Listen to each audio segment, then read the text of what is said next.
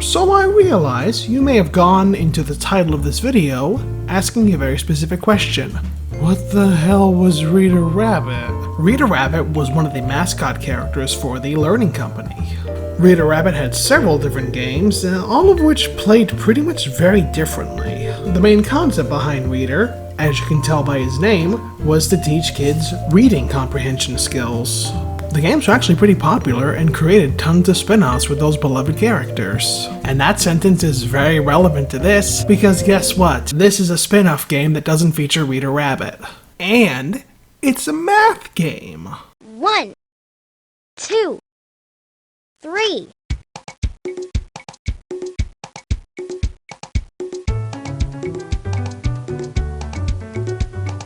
Tally Cat, she is a lot like you. She's wondering about what math can do. Come on along. Come on along. Sorry, I'm silent. I'm just vibing. Come on along. Tally's going on the math path, swinging into action. Come on along. Tally's going on the math path, patterns and subtraction. Come on along. Tally's going on the math path, fractions and addition. Come on along. Tally's going on the math path to meet the math magician. Come on along. So instead of Rita Rabbit, the characters we get are Tally Cat, this mouse whose name I forget. Hey, aren't you gonna chase me? Okay, so I know by chase she means like, a cat and mouse thing, but like, that totally sounds like roleplay. I can't be crazy, right? Doesn't that totally just sound like roleplay? In my head, these two are now a gay couple, and that means that that's canon and you cannot change my mind. Nah, I'm too busy counting. Aw, but what fun is that? And Pop. Now, if you did play a Rita Rabbit game growing up, you may remember Pop as that pink thing with eyeballs that you clicked and then the guide popped up. For some reason, they decided to redesign the character for this game. What fun is that? Let me tell you. Pop all actually the things scared that me, numbers holy can shit. do. He has now basically got the body shape of the Domino's Pizza Noid and basically a little bit of the California Raisins. Oh, and this really weird, splotchy, chickenpoxy kind of disease-looking look, too. To say this design doesn't really work is true. Oh, and I should also take the time to mention now, sorry for the weird aspect ratios that this video will have the entire time. As you can probably tell from this bit of the footage, I actually have to zoom in because of the weird windowing that happens with this game. Although prepare yourself, because this is what the game looks like when I'm playing it. PC games are all backwards compatible, my ass. The objective of this game is pretty straightforward. As the song said in the beginning, you're looking for the Math Magician, and you have to go through 10 math lands until you reach the Math Magician. In the first levels, there are 3 activities you need to do to progress, and then in the second half, there's only 2 activities. Even then, activities is a bit of a stretch, as one of the first activities that you have to do in the first 5 levels is listen to a song. And I need to be real with you. The musical numbers in this game, as you could probably guess after listening to that title theme, are the best part of this game. 'Cause we love a pepperoni, mozzarella, ham and provolone. No, Ricotta, what's the matter? Hey, I want bologna. I put my best foot forward, I move inch by inch. I'd walk a million miles, it would be a cinch. I'm in my own backyard, measuring up my landscape. I'm a bat-tailed beaver with a measuring tape. They call me Measuring Mac, and I'm here to say, You got 3, and you need 3 more. Then you got 6, but you need 3 more. You and I, my mirror image. We live side by side. A left and right me, left and right me. Mr. Les and Mr. Moore work in the sugarcane store. And while Mr. Moore orders all the merchandise, Mr. Les tries to sell all the sugar and spice. But he can't see. Guys, this is just politics, isn't it? Mr. Les does his best to take Tag yourself. away. We're the sugar cane. As someone who grew up with a lot of learning company games, this is something that doesn't surprise me. Even in their lower tier games, the songs were really good. For whatever I may be saying next about this game, remember how good these songs are. I really can't take that away from this game. Please put these on Spotify. Another activity that is only in the first 5 levels are these storybooks.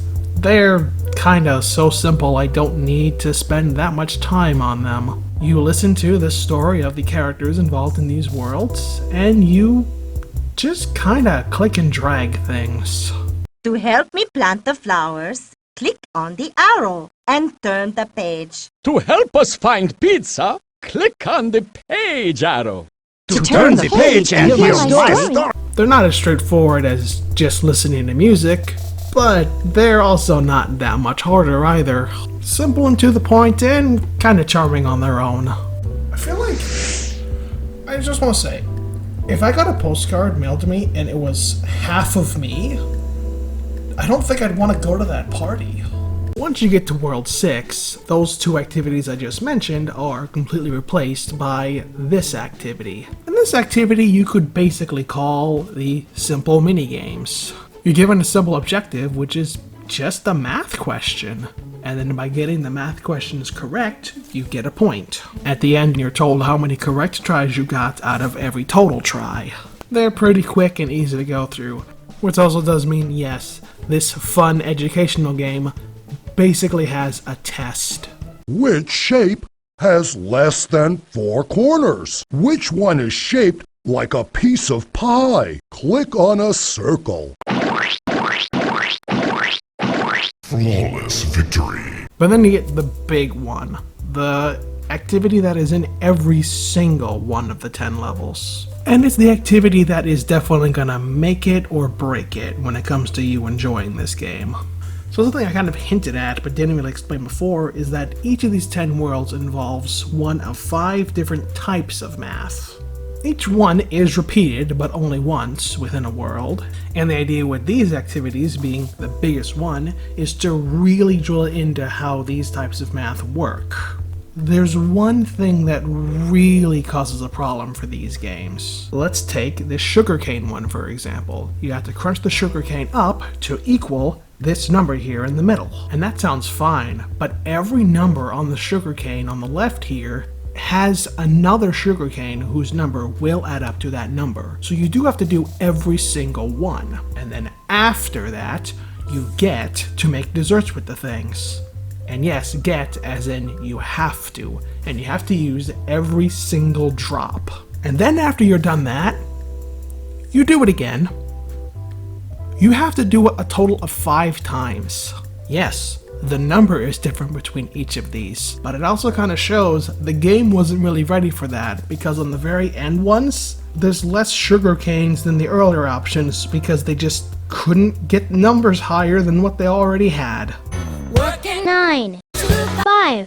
What a way to make a living. But that's not the real killer. This one is measurement based, and you have to make the correct size logs that you then chop, then put in place. And if you are off even by a little bit in placing, the game gets mad at you. Can it go somewhere else? Just like the sugarcane one, it is 5 times. All of these bigger activities are 5 times. Now obviously, kids don't have jobs, so they will have more free time to do games like this, but that doesn't necessarily mean they will have the patience. I know I did as a kid, so I'm not saying no kid will, but I am saying, even though this game does work on newer PCs, you should really be careful for how much your kid is gonna want to handle it patience-wise. Reggie Toucan is pretty thirsty. Let's make him his favorite tropical drinks. Just make sure each drink is different. To begin, click on the lighter token and drag it to one of the slots.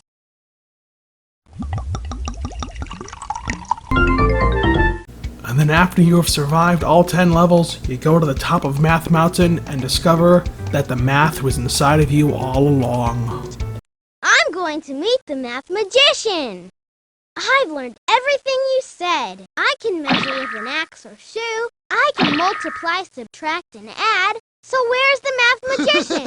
Right there! I can do mathematics. I can do anything I want. And I want to chase you. I'm gonna get you. I don't really enjoy being negative on these edutainment games because there is an inherent value that we just don't see anymore. But in this case, I don't enjoy this game. I have a lot of fond memories of games that actually did star Reader Rabbit, and I have a funny feeling I'd rather go back to those.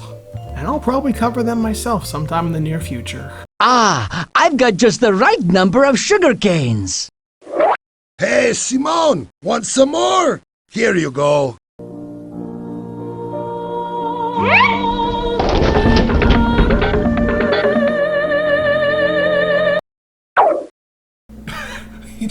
He just magnetoed those away with his mind.